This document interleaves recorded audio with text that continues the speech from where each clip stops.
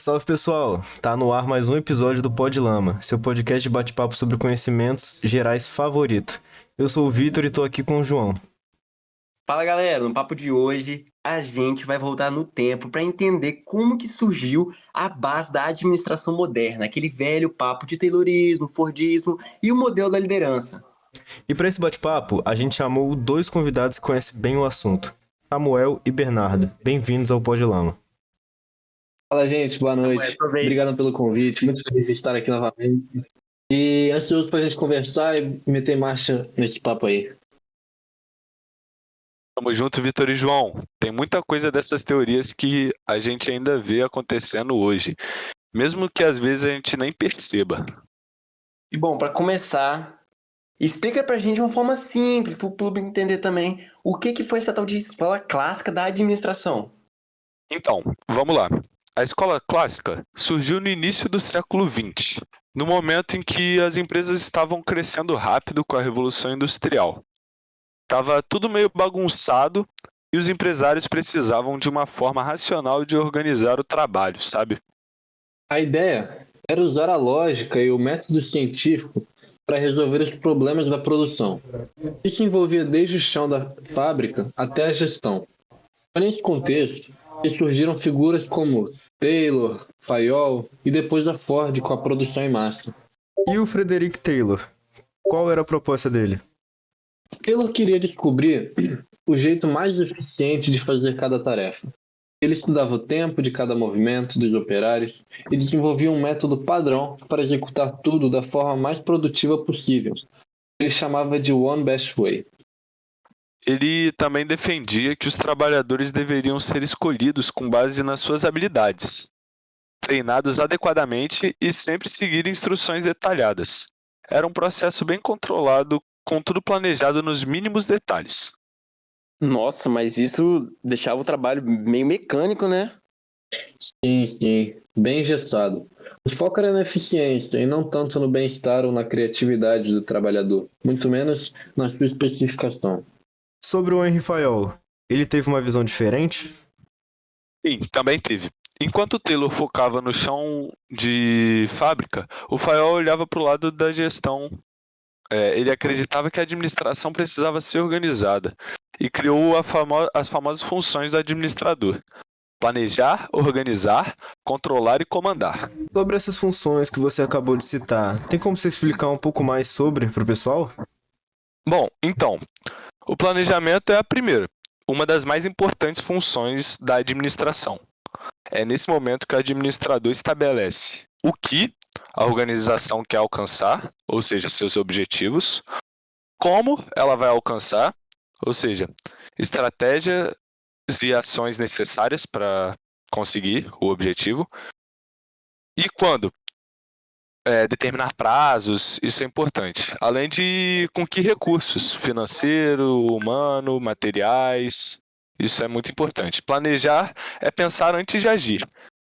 É estabelecendo metas claras e caminhos viáveis para alcançá-las.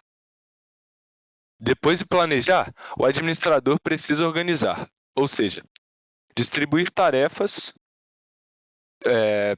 sendo quem vai fazer o quê, definir recursos, alocar pessoas, dinheiros, equipamentos e materiais e estabelecer hierarquias, quem responde a quem, ou seja, quem manda em quem, e montar uma estrutura de trabalho eficiente. Com isso, organizar é montar a estrutura e os recursos para que o plano possa ser executado com eficiência. E temos também comandar, que é basicamente liderar, motivar e coordenar as atividades. Como exemplo, um supervisor numa fábrica, que observa e coordena as linhas de uma montagem que está atrasada. Ele chama a equipe, explica os objetivos de produção do dia e distribui tarefas para equilibrar o fluxo e acompanha de perto o desempenho. Isso é comandar, é liderar e observar de perto como um gestor as pessoas que estão ali dentro de sua fábrica, ou no caso de sua empresa, né? E também, por último, temos controlar, que significa mensurar desempenho e tomar medidas corretivas. Por exemplo, mensurar desempenhos, a gente poderia dizer que é comparar os desempenhos da fábrica, os ganhos, as perdas, os lucros, tanto faz, de um mês a outro. Isso poderia ser considerado mensurar desempenho.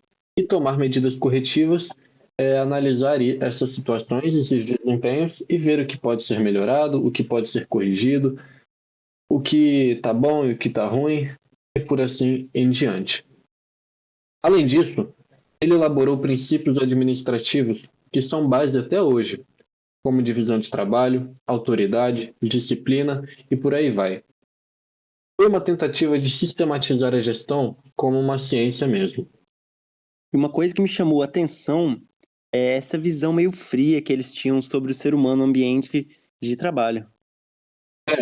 Na época, o trabalhador era visto como alguém que precisava de incentivo financeiro para produzir.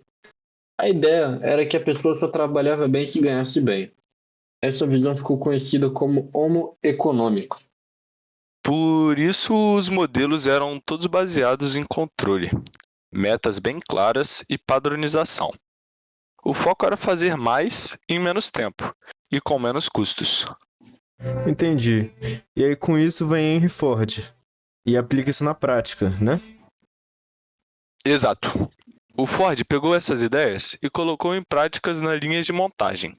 Ele criou o Fordismo, onde cada funcionário fazia uma tarefa específica numa linha de produção.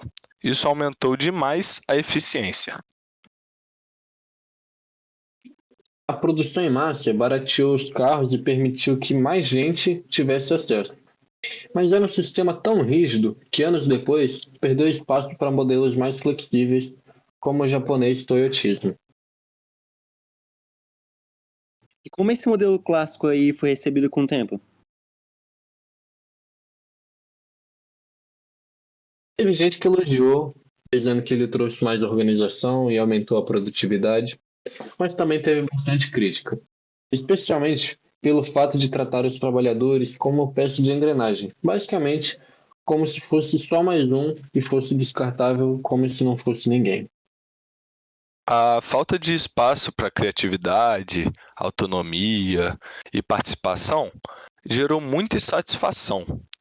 Isso foi sendo questionado mais para frente, principalmente com a chegada das teorias mais humanas e flexíveis da administração. E bom, a parte agora que o público aí gosta, a gente vai puxar aqui uma perguntinha que mandaram aqui no Superchat. O Lucas, Marketing Digital, mandou R$ 20 aqui pra gente.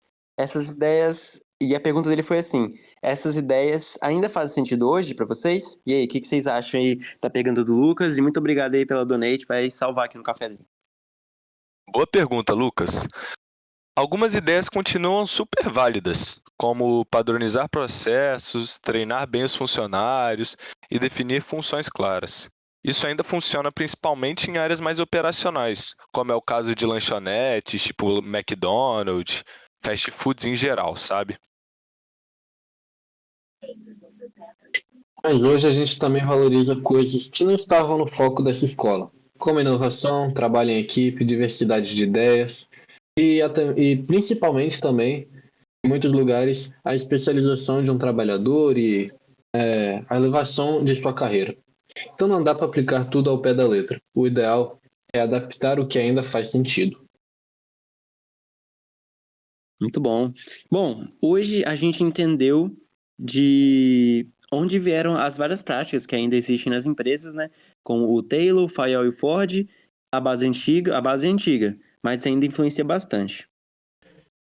E mais importante, deu para ver que entender o passado ajuda a pensar melhor o presente. A administração evoluiu, mas continua sendo construída em cima dessas ideias. E, bom, pessoal, se vocês curtiram o episódio, segue a gente nas redes sociais, o Instagram tá embaixo, tanto o meu, do Vitor, do Samuel e do Bernardo também. Compartilha com todo mundo, dá aquele like e solta aquele comentário maroto. Valeu, pessoal! Valeu, Samuel, valeu, Bernardo, e valeu você que ouviu até aqui. Esse foi mais um Podlama. Até a próxima.